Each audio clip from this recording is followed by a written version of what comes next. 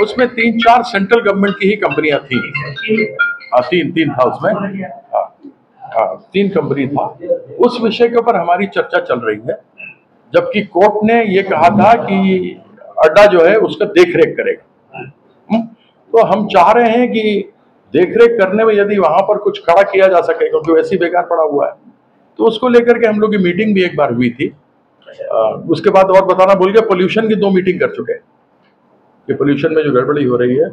हम भी चाहते हैं कि आप लोग भी कभी पोल्यूशन कहीं देखें तो कृपया मुझे उसका वीडियो भेजें, कंपनी का नाम भेजें, वीडियो भेजें, जिससे कि उसके ऊपर कोई कार्रवाई की जा सके। क्योंकि हमारा बच्चा ही जो पैदा हो रहा है पुल्मोनरी, उसको प्रॉब्लम है,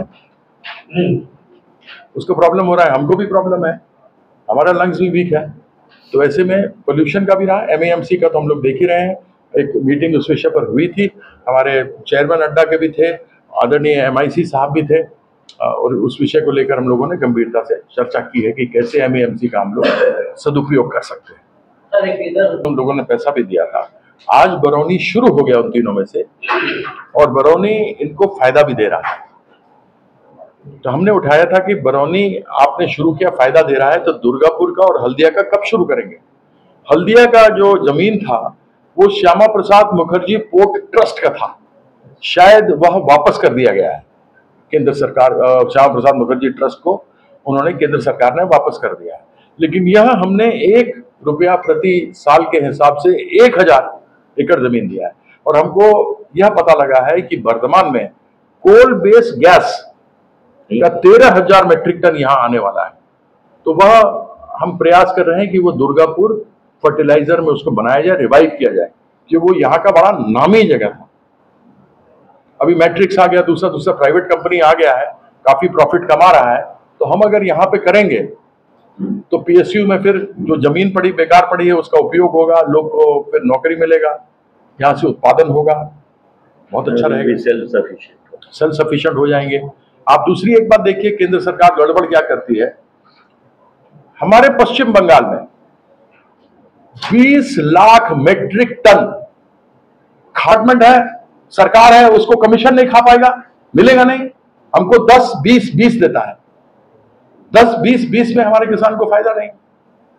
तो यह बात माननीय एमआईसी से हुई थी, तब हमने बात किया था, आपसे बात करके 20,000 टन एक्स्ट्रा हम लोगों ने लड़ झगड़ करके, आपने फोन किया था, हमने उसको मंगवाया था कि 10-26 चाहिए।